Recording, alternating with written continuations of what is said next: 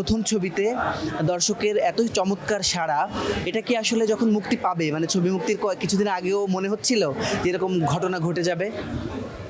আমি এটা স্বপ্ন দেখতাম যে মানুষ ভালো সাড়া দিবে, অডিয়েন্সটা ভালো লাগবে অডিয়েন্সের। সো ওই জায়গা থেকে আসলে মিলাতে পারছি যে আমি যেটা আশা করেছিলাম সেটা বাস্তবে দেখতে পাচ্ছি, খুবই ভালো লাগছে। আর আমি একটু জানতে চাই যে ছবিটা তো অনেক আগে মানে তোমার ঝুলিতে আসলো এবং অনেকটা লম্বা প্রসেস তারপরে মুক্তি পাচ্ছে। ওই যে তুমি বারবার বলছিলে ইন্টারভিউতে সবুরের মানে ফল খুব মিষ্টি হয়, তো এত লম্বা একটা জার্নিতে কখনো কি সত্যি ডিপ্রেসড হয়ে গিয়েছিলে কিনা কোনো একটা টাইমে? কখনো না, বেশ অনেকবারই ডিপ্রেশনে ছিলাম। ডিপ্রেশন কাজ করতো, টেনশন কাজ করতো, হতাশা কাজ করতো। সো সেগুলোকে ওভারকাম করতে পেরেছি আমার আত্মবিশ্বাস দিয়ে, বিকজ আমার আত্মবিশ্বাস ছিল যে এই সিনেমাটা একসময় আসবেই ইনশাআল্লাহ। একটা অভিনেতা যখন একটা কম্পিটিশনের মাধ্যমে শোবিজে আসে, নানা রকমের কাজের অফার থাকে, মানে তুমি সিনেমা দিয়ে শুরু করলে কিন্তু নাটক, ওটিটি অনেক কিছুই তো অফার আসছিল আই থিঙ্ক। তো ওই লোভগুলো কেন সংবরণ করেছিলে তুমি? আমার ইচ্ছে ছিল যে আমি এই সিনেমা দিয়ে আমার ডেবিউটা হবে। সো আমি অনেক ফোকাসড আমার কাজের প্রতি। এটা আমাকে যারা চেনে তারাই বলতে পারে, আমার ফ্রেন্ড সার্কেল, যারা আমাদের ফ্যামিলি মেম্বার। আমি যেটা টার্গেট করি সেটাই অ্যাচিভ করার চেষ্টা করি। যদি না হয়, কপালে না থাকে, সেটা হবে না হয়তো বা, বাট আমি চেষ্টা করি আমার লেভেল বেস্ট দিয়ে যে আমি সেটা দিয়ে আমার শুরু করব। সো এটাও ব্যতিক্রম কিছু ছিল না। আমার ইচ্ছে ছিল যে এই সিনেমা দিয়ে স্টার্ট করব, তাই আমি অনেক অফার ছিল ওটিটিতে কাজ করার, নাটকে কাজ করার, এবং অনেকবার চিন্তাও করেছিলাম যে আমি কি স্টার্ট করবো কি না। পরে ভাবলাম যে না, আমি তো আমার গোল থেকে পিছপা হতে পারি না।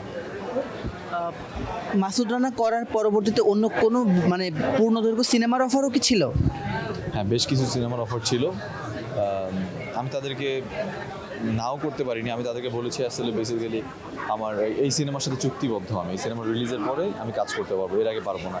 এটা বলে আসলে তাদেরকে আমি দমিয়ে রেখেছিলাম। এখানে আমরা অ্যাকশন, রোম্যান্স সব কিছু দেখতে পেয়েছি। কোন জনরাটা করতে গিয়ে বেশি কষ্ট মানে থাকে না যে একটু চাপ অনুভব করেছো যে পর্দায় ফুটানোর ক্ষেত্রে? মাসুদ রানার ক্ষেত্রে সবগুলোই চাপের ছিল, বিকজ আমার নিজের মতো নিজের সত্য প্রকাশ করার কোনো চাপ ছিল না, মানে অবকাশ ছিল না। পুরোটাই মাসুদ রানার মতোই আমার স্ক্রিনের সামনে নিজেকে প্লে করতে হচ্ছিল। তো সেই জায়গা থেকে আমি বইগুলো পড়তাম, প্রতিদিনই পড়তাম, শুটিং স্পটে পড়তাম। আমি যখন ঘুমোতে যেতাম তার আগে বই পড়তে পড়তে ঘুমোতাম, বিকজ ওই ক্যারেক্টারটা যেন আমার মধ্যে থাকে সেটা প্র্যাকটিস করতাম। আসলে আমি এখনও নতুন যেহেতু, সো সেই হিসেবে আমার জন্য অনেক টাফ ছিল। আমি মনে করি যে আই থিঙ্ক কোনো কিছুর প্রতি যদি আপনার আগ্রহ থাকে এবং আত্মবিশ্বাস থাকে, আপনি খুব ইজিলি জিনিসটাকে অ্যাডপ্ট করার জন্য আপনার সুবিধা হবে। সো আমি এটা মনে করি যে আসলে আগ্রহ থাকাটা ইম্পর্টেন্ট। রাসেল এই মাসুদ রানা ক্যারেক্টার নিজেকে ফুটিয়ে তোলার জন্য, প্রস্তুতির জন্য বাইরের বা বাংলাদেশেরও কোনো সিনেমা রেফারেন্স হিসেবে দেখা হয়েছিল কিনা একটু জানতে চাই। আমরা বেশ অনেকগুলো সিনেমাই রেফারেন্স হিসেবে দেখেছিলাম। তার মধ্যে আমরা জেমস বন্ড তো অবশ্যই first of all James Bond. Then আমরা হলিউডে কিছু সিনেমা দেখেছি। আমরা বাংলাদেশ, বলিউড, হলিউড, কোরিয়ান বিভিন্ন সিনেমা দেখেছি এবং সেগুলো থেকে ইন্সপায়ার হয়ে এবং মাসুদ রানা বইকে কেন্দ্র করে যে এই গল্পটা পোট্রে করার যে ওয়েটা, সেটা আমরা তৈরি করেছি। আমাদের আরেকজন মাসুদ রানা, মানে যার ওনারও ওই ছবি দিয়ে আত্মপ্রকাশ হয়েছিল, সোহেল রানা, তোমার সাথে আমি দেখলাম যে তার মিট হয়েছে এবং উনি তোমাকে কি বলেছে, মানে সেটা কি বলা যায়? ওনার সাথে মিট করার পরে যেটা বুঝতে পারলাম যে আসলে একজন লেজেন্ডারি মানুষের জীবনকে কেমন হতে পারে। তিনি আমাকে বেশ কিছু মূল্যবান কথা শেয়ার করেছেন তার লাইফের। সেগুলো আসলে আমি বলতে যাচ্ছি না, সেগুলো আমার কাজে আসবে অবশ্যই।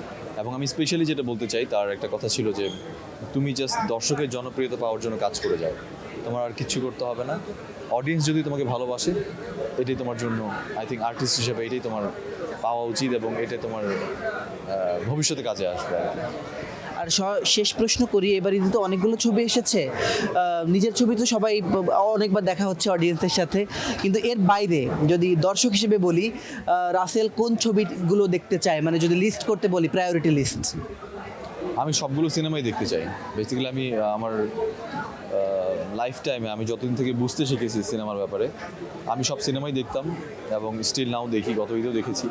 সো এই ঈদেও সিনেমা কোনোটাই মিস হবে না আমার হাত থেকে। আগে কোনটা দেখতে চাও, মানে মাসুদ রানার পরে কোন ছবিটা তোমার প্রায়োরিটি লিস্টে আছে? যেই সিনেমা হাউসফুল থাকবে না সেটা আগে দেখতে চাই, বিকজ হাউসফুল থাকলে টিকিট পাবো না। সো যেটা ফাঁকা থাকবে সিট, সেটা দিয়ে আগে দেখবো।